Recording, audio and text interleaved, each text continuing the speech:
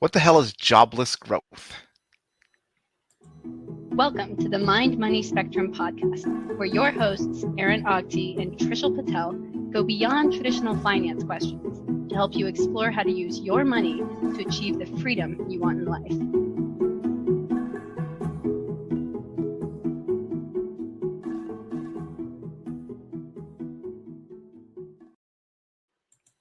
Hi, my name is Aaron Ogti. I'm a financial advisor in the Bay Area. I'm here with Trishul Patel, a wealth manager on the East Coast. Hey, everybody. And hey, Aaron. Great to be here today. And thanks, everybody, for listening and watching. Great to be here as well. So our last couple episodes, we've been talking about preparing kids for the future. We kind of talked about college. We've gone back and forth on the ancillary benefits of college, what majors they might pursue.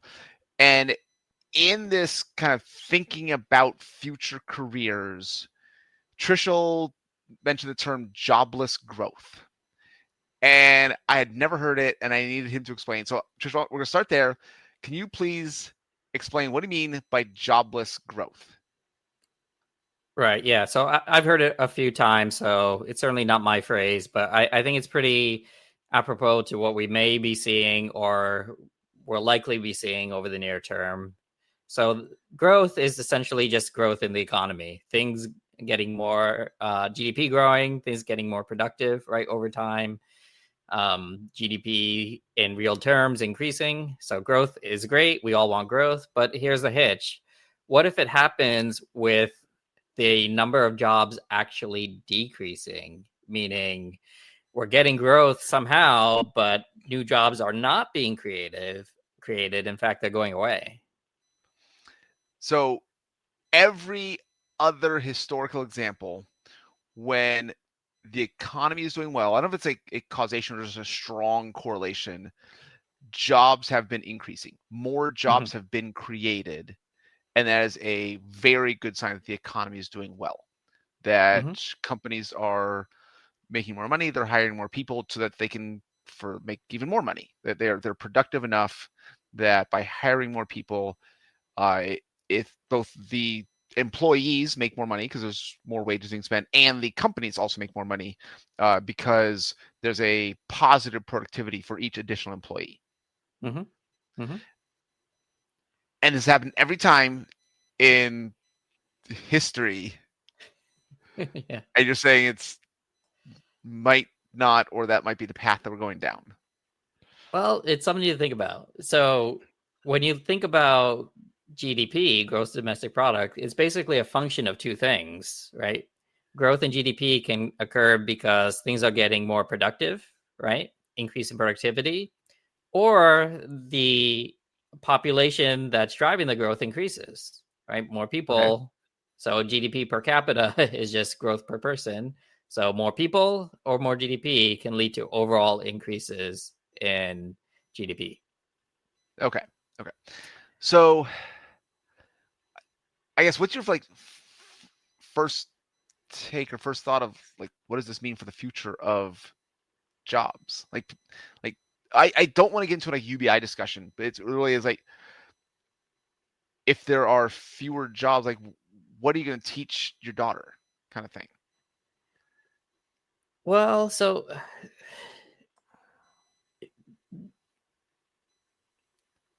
I'm pausing because it does kind of mean that individuals will need some sort of income to support themselves, or just everything being free. So should we just assume that for now if there's no jobs? How's my daughter surviving? That is not a safe assumption. There has to be some sort of premise. Either that, or I guess she's got to start foraging, right? Start a farm. I guess. Let's say you're graduating college next summer. Yeah. Okay. Yeah. Especially in the U.S., there's no UBI. What do you do? Well, or graduating high school next summer. Yeah. I'll take that as well. I'll grant that part of the premise. Yeah, sure. Well, here's the tricky part about jobless growth. The notion is, and I'm not sure if we expressed this on a podcast, Aaron, or did we do this offline? But what we kind of see is I am certainly more productive, right, with the use of AI and the use of generative AI to make my life better.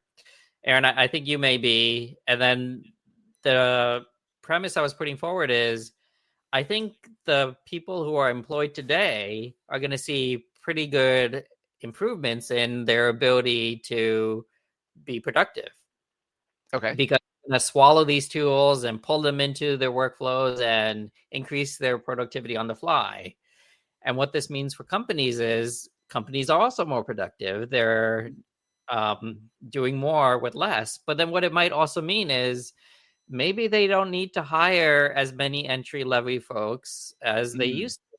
For example, the programming analogy is if your given programmer is now doing the work of an entry level programmer for free, because they're leveraging these AI tools, does this more advanced programmer need a team of entry level employees under him, or does he need just 3 AI agents to help him out? Right. I agree with that, and there's this like thought exercise. I don't know if we'll go down, but same thing like lawyers. A lot of newly graduated lawyers, their job in the past was looking through historical cases for precedent for whatever case they're on. Right. That searching process is now done incredibly fast by either AI or just other technologies. And the advanced lawyers, there's still a need for those. The argumentation, the reasoning, there's still a need for higher level lawyer skills. But that entry level, same thing. And the concern is like, okay, what about 10 years from now, 20 years from now? How do we get the advanced programming to do the debugging of the code and the advanced lawyer if we skip the generation of hiring entry level programmers or lawyers? Yeah. So you follow this induction analogy, right? Basically, the AI replaces the entry level. So the one step up leans on the AI. But then if in a few years, the AI replaces the next level up on the pyramid, right? So the one step above that, until basically you have a CEO with a bunch of AI under him. And you have a $1 billion business run that way. And then finally you replace the CEO with AI and nobody has a job. So I kind of agree. I remember one of our conversations like the super like democratization of movie production. If you have a good idea for movie, you could have AI write the script, AI do the computer animation, and like you have to make it slightly better. But anyone can make a movie. Yeah. Anyone can have a business. Yeah. And in the intermediary, I think we kind of both agree that as long as you're a business owner, you're going to be fine. I think it's a combination of just the capital versus labor of economics and the tax code. But I don't care what the skill you have as long as you own the business. And you're going to get that CEO, having all the AI agents underneath running the $1 billion business by themselves, but they still have to come up with the idea of what the business could do. Well, here's the pyramid, right? And how I see it playing out. The top of the pyramid isn't actually the business owner per se. It's the investor, right? It's the person who owns the stock in the company. Yes. The person who has an ownership share, in the productivity gains. So I think if you're at that level, you'll likely be okay for the longest amount of time because I agree. You're insulated from having to produce yourself, right? You have a claim, you have a rent-seeking claim to the increases of productivity as they're monetized. So, I think you'll be fine there. And then the next level down is sure the people that are hired to be the CEOs, and whether or not they have an ownership stake, all the better, right? Mhm. But essentially, and then your upper echelon managers, and then your middle tier, and so on. So the higher you up on the pyramid, the more safe you are. But I guess what we're trying to say is everything is probably on the chopping block except for the highest tier of rent-seeking owners of equity capital. I as just like as bad as that sounds, like I agree, and it's one of those like every step of the U.S. economy has been moving towards this. Yeah, So, right. like, Consolidation of wealth. Yeah. yeah, and so it's like you have mentioned the idea of like pursuing trades instead of college, Uh-huh. and I'm not opposed to that. I actually think that makes sense.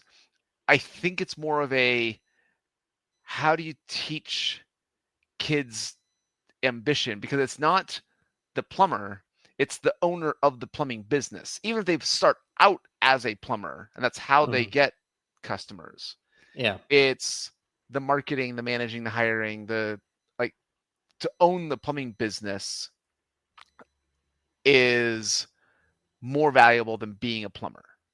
Mm-hmm. Yeah. And one of your arguments has been like just start doing that and don't pay for college. Mm-hmm. Right. One of my arguments has been there's other non-textbook things you learn in college. This is what was our Cornell versus not Cornell conversation last time. Yeah. The quick recap on that is the notion is, yeah, there's probably three things. We said two, but I just thought maybe there's three things you get from a college education. One is the actual education. Two is the experience. And then third, actually, we didn't mention it, but I think it should be included. Third is you get a piece of paper saying you did something important, right? Um, So, so okay, I'm gonna like okay, fine. I'm gonna like try to be a little more specific with that. I think all right. that the knowledge you gain in the classes is a thing, but I do Yeah. not remember a lot of what I learned in classes at Yeah. 20 years later. Okay. But it Yeah. is a thing. The ability to learn, I think, is Mm-hmm. what I think I definitely gained in college, and that has still helps me at this point in my life. Yeah. Yep. Okay. Um, I do think that that piece of paper is relevant because it can show employers that you can go through a rigorous, like in this case, academic experience. But like, I need to learn this to pass this grade to get this grade, and I do this enough times, and the degree is a sign to employers that I work hard enough and can follow instructions and can meet certain requirements. And Yeah. it's a signal for employers evaluating different employees because they have to Yeah. figure it out in a couple of interviews who's going to be the better employee. Right. So I think the paper matters from that perspective. I don't want to be too glib about that.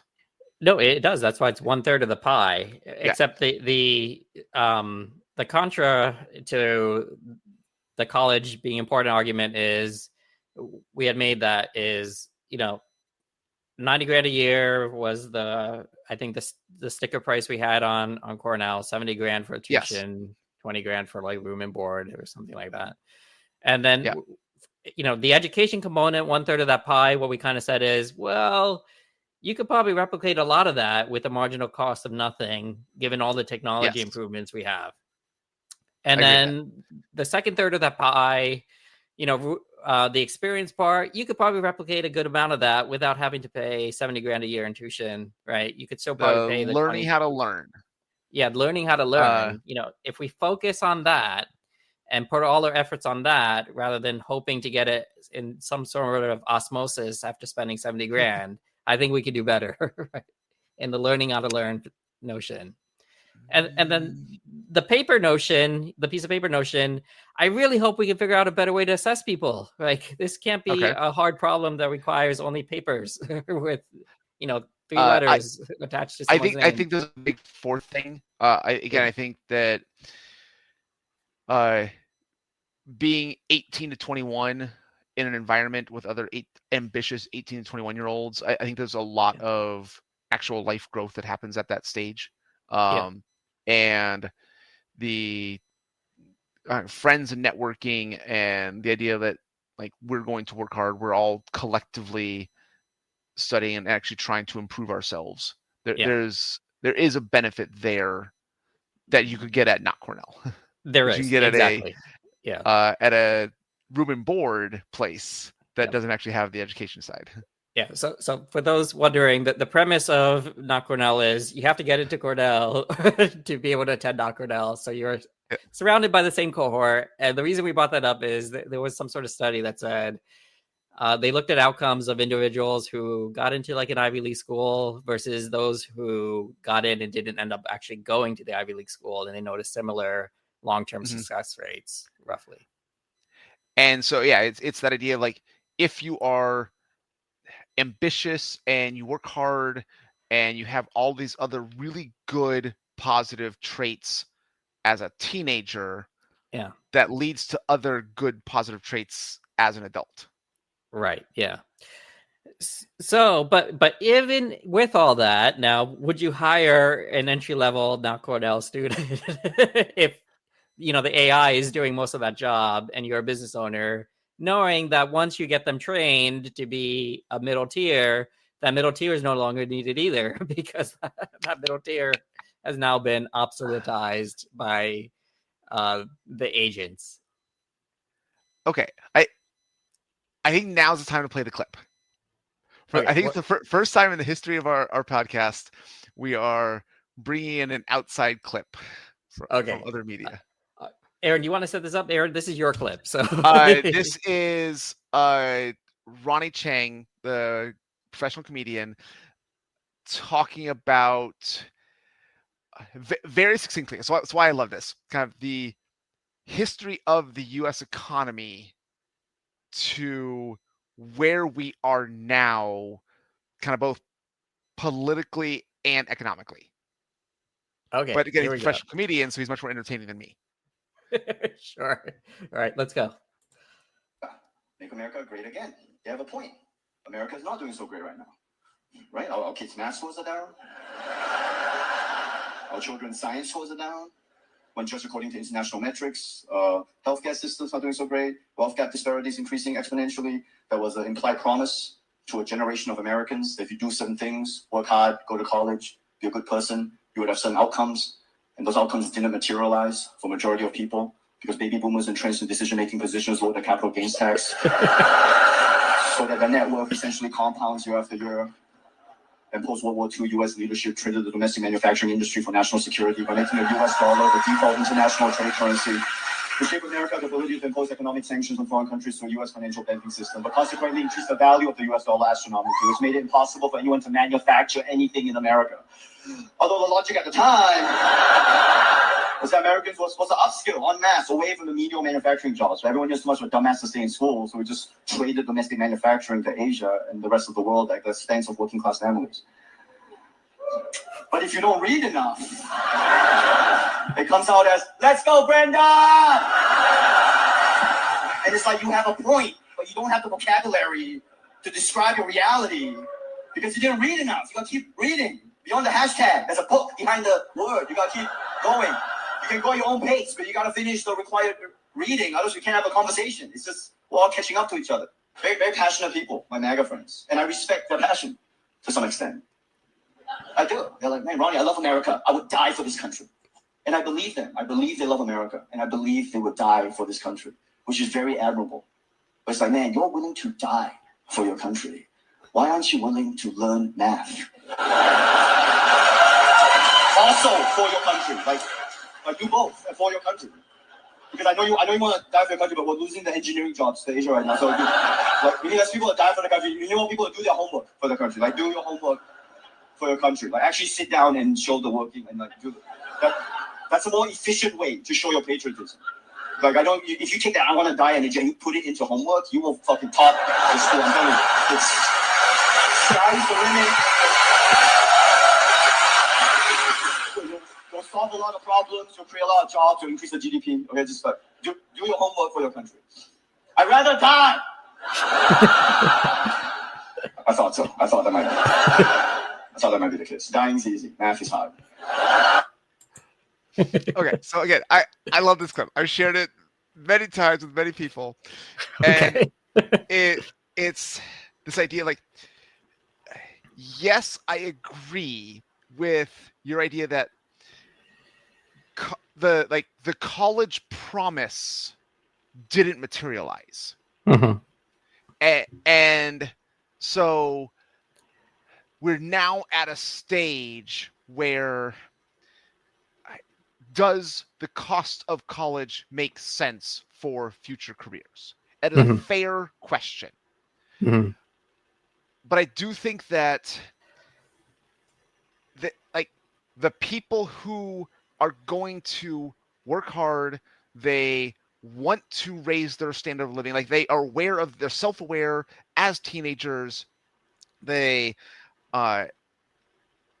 ambitious enough, like they actually want to improve themselves, improve those around them, improve their country. That 20 years ago, 30 years ago, the easy answer was like, go to college. Like, easy answer. And now it's like, okay, maybe you don't need the cost of college. Maybe you can go start a business. You can go into a trade. You can go on that route, and you don't need the cost of college. Mm-hmm. But it's not. Again, I think it's like a process of results kind of thing. It's not college or starting a business that determines their long-term outcomes. It's the innate skills, the grit, the ambition, like the pride, like it's those things that make a difference. And for those, it doesn't matter if they go to college or not. I think they're going to be just fine in the future. And that's why we get into that like, not Cornell, like maybe it's a nicer way to go through life. It's a little more enjoyable to have friends just same age at like also ambitious. But like, if you're starting a plumbing business, are you hiring people who are going to be as ambitious as you? Because for me, owning a business is a little isolating. It's not easy. And so it's like you and I are so close in so many of our discussions. And I don't think there's definitely not a right or wrong answer. It's not a yes, go to college, or don't. I think they're both valid opinions. And I worry about our kids on the other end either way. Like the jobless growth thing. Doesn't matter if you went to college or not, you're screwed anyways. Well, isn't that the main point though? Like, maybe it doesn't matter. Like, and specifically, what if you are the most ambitious person? What are you going to do if there's no jobs to apply to? And that's why I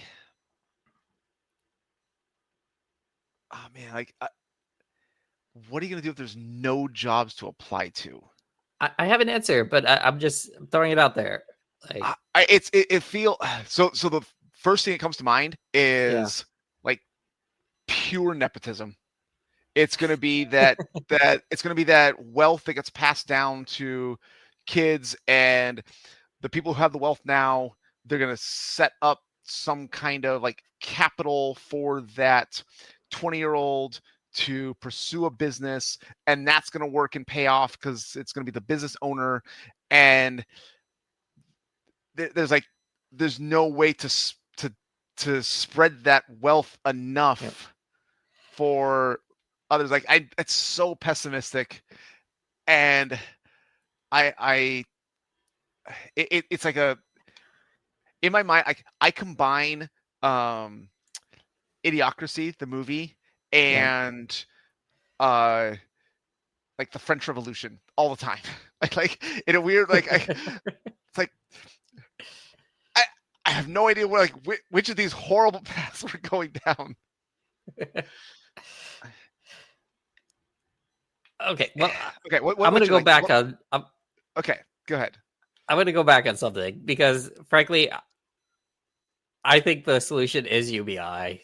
I've said it before, but I think it makes too much sense because at the end of the day, let's say everything becomes automated and there are no jobs.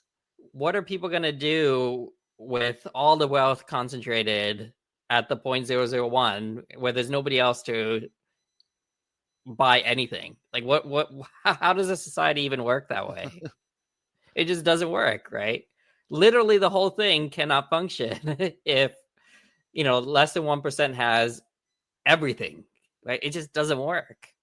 So, but it can work with some notion of UBI, right? But do you think it'll happen in this country? Say that again? Do you think it'll happen in this country? Well, look, there's the two outcomes you said, the idiocracy and the French Revolution. I'm saying there is a viable third option. Okay, so call it 1/3 chance. Equal odds across all three, so sure. But I wouldn't discount it, right? Because it can make sense to have a UBI where that concentration gets spread across everybody. In fact, we have it at some level, right? All I'm saying is we extend the level that it currently is. For example, we already do tax somewhat progressively, not entirely, but somewhat, and we take that to build things that help everybody, like roads and army and police and things like that. Just saying, extend it a bit more to cover more things, because those things are a lot cheaper to cover, first of all, right? Because everything's automated. The marginal cost of all these things, as we mentioned, has been going down. Consumer goods, imagine automated plants now that are building cars for almost nothing, right? We can solve a lot of the basic needs for a very low price. So why would we keep all that locked away, right? If it's so not a big deal to spread it around. And plus, people need to spend something so that more wealth can accumulate at the top. Otherwise, there's no incentive structure either. So I think this all it even gets to that point of if there's a UBI, yeah.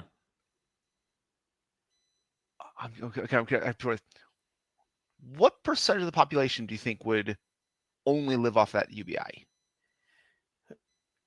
Here's the interesting thing, and this dovetails onto my other point of ambition and drive and whatnot. We can run this experiment today, right? We know what it's like for individuals to not have to worry about money. It's happened before, right? Mm-hmm. It's not like something that the human species has never encountered. There are plenty of cases and demographics of individuals that don't need to work. And, what we should think about is, within that cohort, what leads to better well-being? Right? Are there strategies hold on. within that cohort that end up being better and strategies that don't, right? Of course, there's the hedonistic strategy where you can do anything and get anything you want, but that doesn't. I'm going to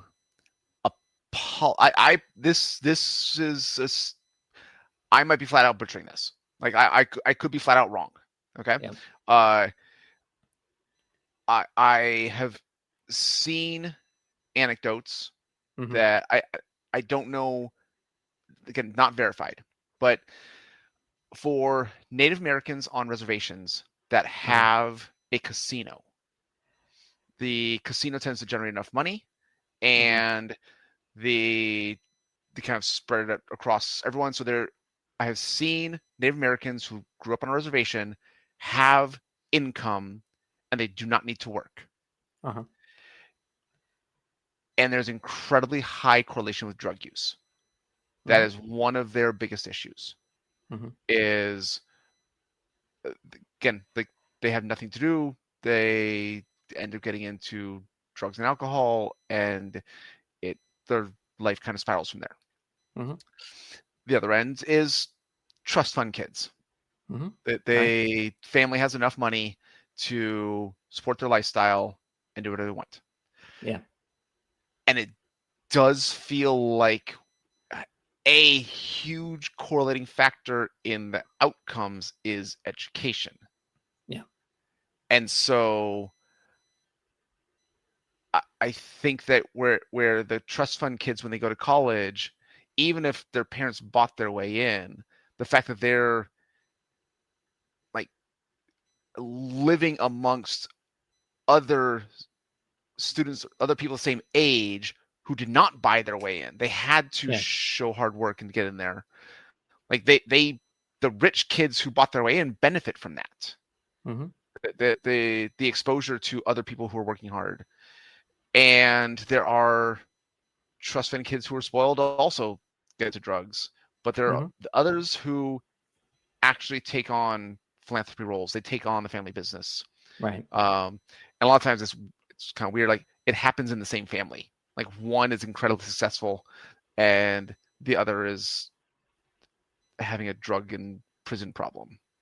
Right. And again, I apologize if those are flat out wrong, or small sample size. I've only seen it a few times on each side, but you can imagine that like it wouldn't surprise you. Yeah, well, as like a knee jerk, comment,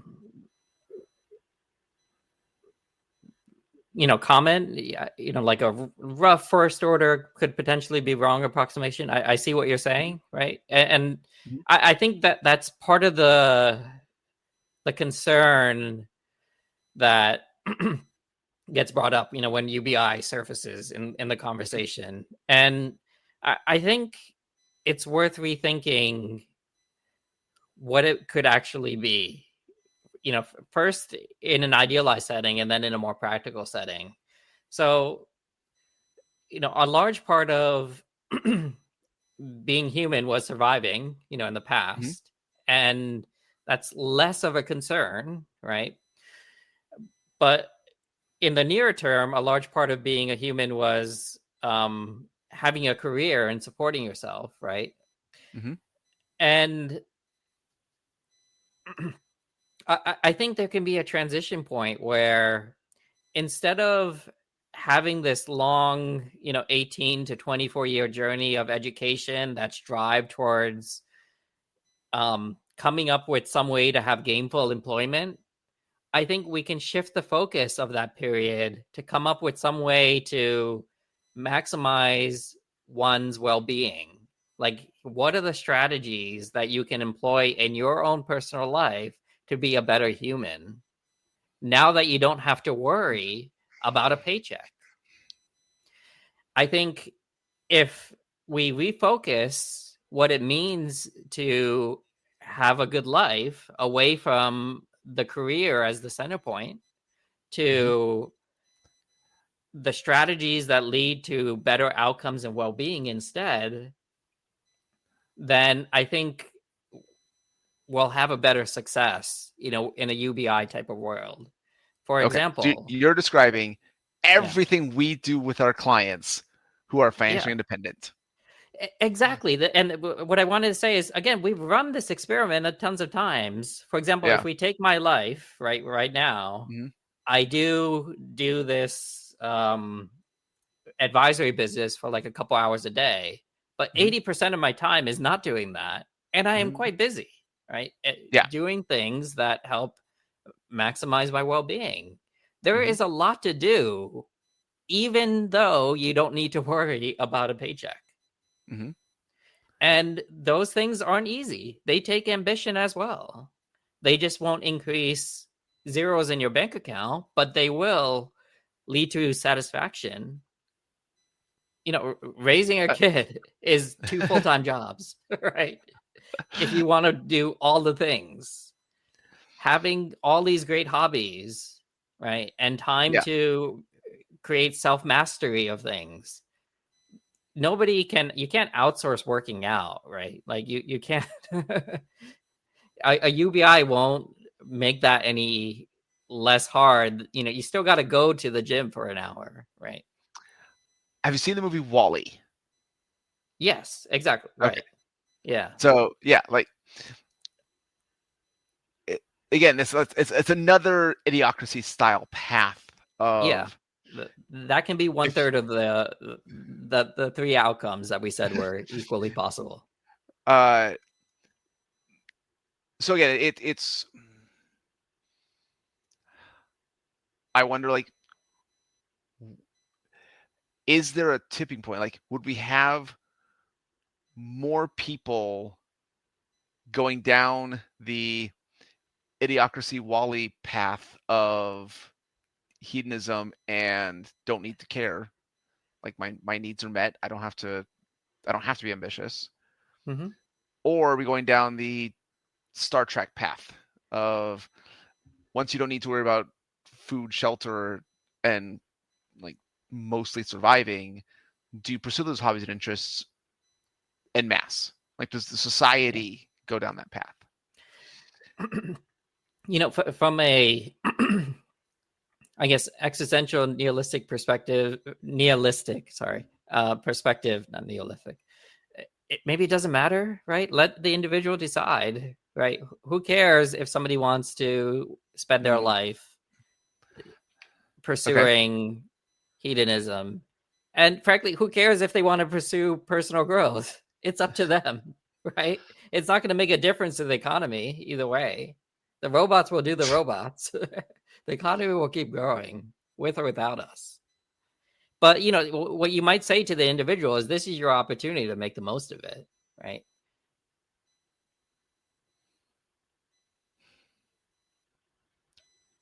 So I keep coming like back to the idea of we know how important community, friends, relationships, we know how important that is. And school and college have been one of the single best ways to build those friendships. And again, it's not the education part of it. Well, I think that's the point, though. You can still have all that, but just not have it focused on getting a job at the end as the goal, right? Like, for example, a lot of things change in society when the end goal ended up being a career. It's something we mentioned in a few episodes ago, right? In the past, you had a village culture. You had extended families living together. You had, the whole town helping to raise a kid, right? It takes a village, right? And we moved away from that at the pursuit of a career because we said, no, you don't need to live here. Just move across the country because that's where you get 10% more income. Yeah. And, then, your family's not here, but if you get more income, then you can hire babysitters, right? And so on. It's kind of separately, like I wonder if like where the roles of cities play into that, because I think there's been in the past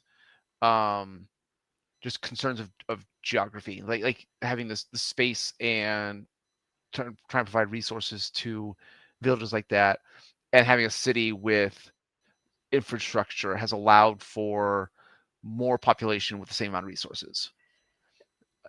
Here's the interesting thing. Is it more expensive to live in the city? Yes, currently. Now, if it's so efficient, why is it more expensive to live there? I think it's also cheaper to live in the city. How sure are you of that? I think that depending on the city, I think that if you're looking to interact with other people sufficiently, I would think that try to think like just lower rents and they're not though. Have you seen rents in the city? The top. Yeah. I'm trying to think like not the top 10, 15, 20% of incomes, but um Here's why I'm going to push back on that a bit. So, okay. No, that's fair. That's fair. That was the promise, right? Cities more efficient. Let's all, get closer Yeah. together. It'll be easier to get all our resources, and things will be Like shared, and less yeah. roads and more transportation stuff and all of that. But then you look at outcomes, Yeah. and you look at the price of like a 2-bedroom in a large city, and you look at how you might even attempt to have a car because you want to escape and things like that. And then you come to realize, wait, is it really more efficient? Where's that Mm. efficiency going? And here's my take. Well, what you did is you increased a lot of demand in a closed space in a tightly constrained area. And because of that, rent seeking has eaten up any efficiency gains you may have had. So now Yeah. you got to spend, a couple $1 million to get that same, 3-bedroom home, with a garage that you could have gotten, before you moved into the city. And if you did it and now you're working virtually, then you're probably kicking yourself doubly, right? Because you don't need to be in that expensive city to be close to your job. Yeah. That was And a that's tangent. I agree. Okay. That's fair.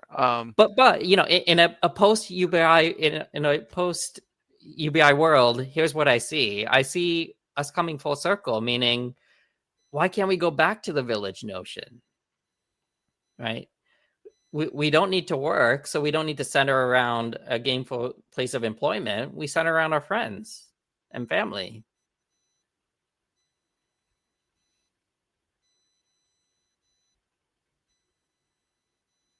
I You think have the sense of for community in the schoolhouse in the neighborhood. You walk to school, right? for me, again, this is my personal story. I'm not in touch with high school friends very much, Yeah. but I have great relationships with my college friends. Mm-hmm. I still see them, both some who are local, because again, the Bay Area is a populous enough place. Some are around the country, but I talk to them regularly and I see them at least once or twice a year. And that ability to like travel between places is, in fact, because I have the income to do that. Yeah. And I think that exposure to other people has kind of made my relationships better. Yeah. I think a small example, like almost all of my friends worked at intramural sports at UCLA. Mm-hmm. Because we all love sports so much, we wanted our student job to be officiating other college students playing flag football and softball and basketball. Like we chose that as our student job.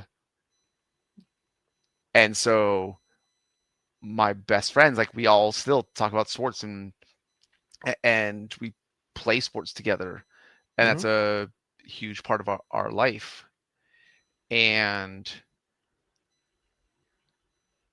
there were probably one or two at my high school who had a similar interest at the level that I do. Mm-hmm. And in fact, and a couple of them just weren't that ambitious and didn't want to go to college. So say it's a combination of like someone who I respected their skills and talents and drive and also had similar interests. And it took for me going to college to find that. Mm-hmm.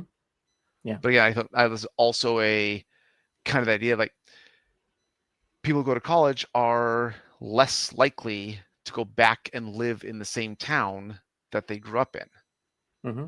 Going to college in different areas has created more mobility along that scale. Like, yeah, people don't live in the villages anymore because they can be more mobile. Well, so I think it's a bit of a catch-22 because I think they don't live in the villages also because there was more opportunity outside. That's why a lot of people left. And it was like a vicious cycle, Yeah. right? Yeah. But what I'm saying is there was something about the village or, like a tribal setting that it was innately positive for humans that we gave up along the way to industrialization. I wonder if it's too idealistic. It's the the family you choose idea. Yeah. Like you were stuck with these people even if they treated you poorly because you're in a village. Like there's nowhere else you can go. Yeah. So that it's a bit of catch-22, but here's what I say. For example, yes, in the past it was a good idea to get out because there was a lot of opportunity and your chances Mhm. of success increased, right? Mm-hmm. But now, you can get out if it's not ideal, but you don't have to because you don't need to chase a career. You don't need to chase opportunities unless you want to for personal growth or for other personal reasons. Then you perfectly can. But if you happen to be in a village you like, there's no reason to change. And so one thing that was quite common, for example, in tribal or village cultures is, right, in the evenings, everybody just gathers in the center. Yeah. And sport pickup games just show up, right? That just you have the kids playing in the center, and they're all doing some sort of community type of thing. I And that again, still I think, exists. but I do wonder how like patriarchal that society is. Like what are the opportunities for the women in that society? Well, hear me out. So now it's different, right? Yeah. Because you're not chasing opportunities. You're not under some control of, the tribe leader says it has to be this way. There is no specific tribe leader because you're not fighting other tribes. There's no survival. All your food shows up, with the Uber Eats gets delivered 3 times a day, whatever it happens to be. And you do you, people do them. And look, if you want to join another cohort that's more sports oriented, on some other place, sure, you just go and you do it. So, do you know your neighbor's name on each side of you? Yeah. Do you know the names of the people 2 doors down? No. But we're introverted, so we I think that's probably more common than you think. I think I don't choose to spend my time with my neighbors because we don't have similar interests. I choose to drive a mile or 2 away to spend time with my friends. And I just want to say, like, I don't see going back to that village idea. Like a town idea, maybe, but it's still going to be like we want to interact with people who have similar values as us, and how we found them matters. I think the notion is to each its own. It really doesn't matter. Like, whatever you want, there's something for you, right? If you want, like I said, the complete hedonistic life, you can go to that village, or you can do it on your own. Like, literally choose your own adventure. No big deal. But the whole point is, it's not driven by this notion of a career or needing income for survival. Now, there may be some opportunity to chase other types of things like fame, right? I still think we'll have incomes above UBI that are not. Yeah, that too, But, right? Yeah. But it's going to be, like you have to be creating content in a way that people are entertained and Yeah, engaged by. basically everybody has monopoly money, right? And we get to spend it on each other. And you can use the monopoly money for nice things, but most of the things you want will likely be free, because if the marginal cost of consumer goods will likely be free. The marginal cost of homes, if you have robots building the homes, will be free. See, Transportation will likely be free. that is one. I don't know if we can get to it. I've been thinking about it for, I don't know, a few months now, mostly from our conversations. Yeah. I feel like I'm more likely to buy a house in California as a rental property. I think that real estate in nice climates will be worth more. I think there's a lot of people who don't have to deal with snow, and they don't have to deal with 110 degrees. I don't know. Should this be a new conversation? I think it is. I think it is. But it's like I do think that there's a reason for people to spend more on real estate in certain areas. Okay, I disagree. Okay, maybe that'll be our next conversation. It's Sure. like I have been thinking about this because a lot of the other stuff that you talked about, I'm kind of on board with, but I think for real estate, it's the location idea. So, but we'll Okay, this will be a that good one. one. We'll save that one. So, post UBI real estate. Post UBI real estate, yes. Okay, good deal. Okay. I don't. Again, it's. I acknowledge understanding human history, and both from like an evolution and a societal perspective. Like societies helped humans survive. If you lived in the tribe and followed the tribe rules, you lived, and if you didn't follow the tribe rules, you got kicked out and you died. So understanding those aspects to help us understand what humans will be like moving forward is important.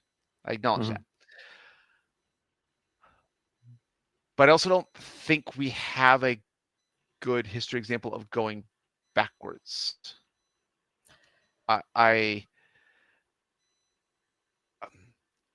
think like if you go even like especially the last 200 years, like industrial era, as like cities started becoming more of a thing. Yeah. We've just seen like wealth gaps increasing. I happen to be reading a sci-fi series right now where like there's literally like a smog line and then like people who live below that and then people like rich people who live above that kind of thing. And I know with UBI there will be other companies and financial services that will help you cash out. We'll give you $10,000 now for your next year's worth of $1,000 a month payments. Sure. Yeah. And there's going to be reverse annuities a lot. Yeah. And so I do think education ends up being kind of the key. But what that education looks like, I don't know. And so like I think you do the Montessori idea. I think that I'm interested in that. Like I see the appeal. I think teaching about well-being, teaching good positive traits, a lot of it comes down to right now what parents teach their kids versus what school teaches their kids. Yeah.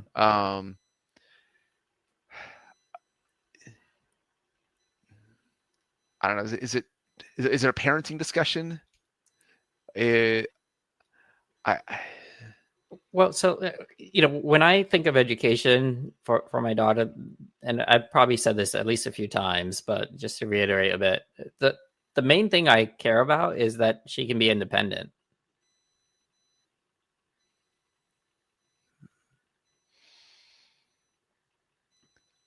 I think if I had to say the main thing I care about is moving forward. that idea that there's no arrival. There's always a next iteration. And trying Yeah. to appreciate that process. Like you're always in the process. Yeah, I think so. I think what you're saying is a means to my end of independence, per se. And it's always a moving target, but the notion is, if she can support herself and she can navigate the world based on her best thinking, then I think I've done my job well. I I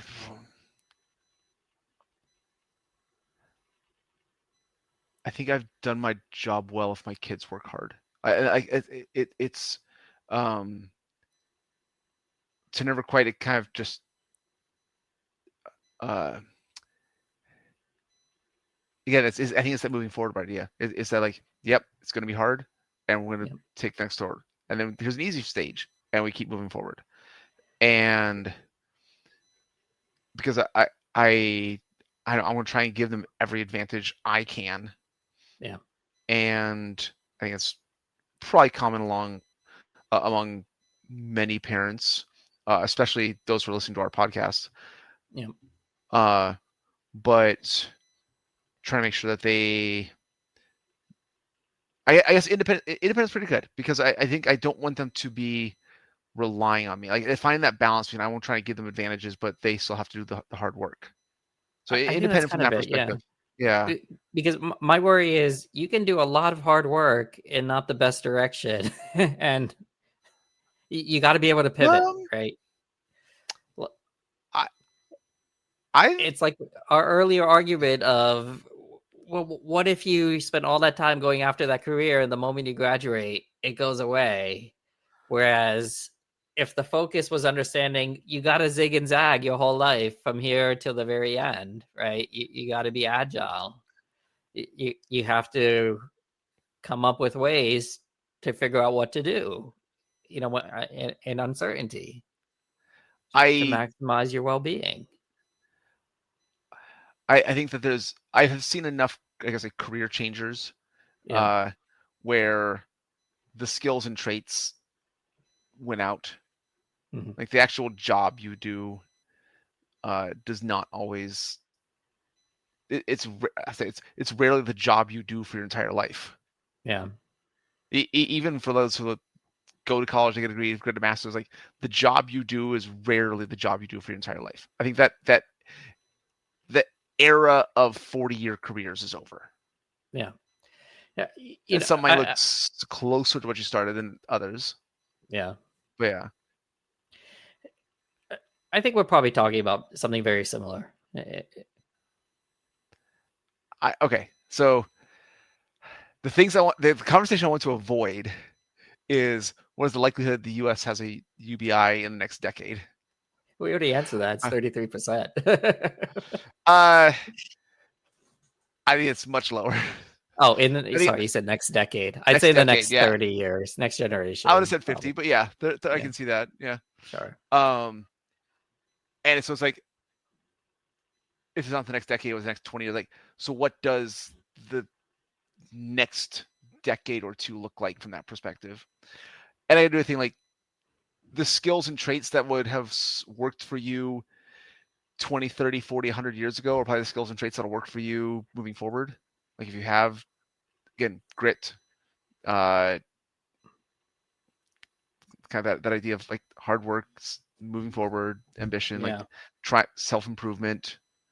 I think those traits are close to universal. Like, again, but I think that those have been going back since human history. Like, anytime there's a recorded religion, anytime there's any kind of recorded history, like, these are traits that work and play out. You go out to, like, some of the martial arts that have tenets that go back a couple thousand years. Yeah. So what they actually do, I don't know, and I don't care. as long as they're working hard at it. Yeah, self-improvement, right? Yeah. I think maybe that's where it kind of comes down to, right? If we want to instill something, the drive to just be better. Yeah. Like I like to say, and my daughter doesn't like it when I say this, but the traditional saying is, practice makes perfect, and I always say practice makes better, right? Because Oh man. Oh. For every team I've coached, every my kids, like I've used the phrase like, how do we get better at something? And my kids like, practice. Like they, oh man, I'm loving it right now, Trisha. We're right there. Like, how to get better at something? Practice. Right. Yeah, exactly. So the goal isn't perfection; it's just to be a little better, right? Each time, and that's all it really takes, for long-term well-being. Okay. I think we're in a really good place right now. We got to wrap it up while I'm getting all the Mormon fuzzies. All right, good stuff, Aaron. Well, good conversation. Thanks everybody for listening, watching, and do subscribe, like, and share. Thanks. Bye. Bye.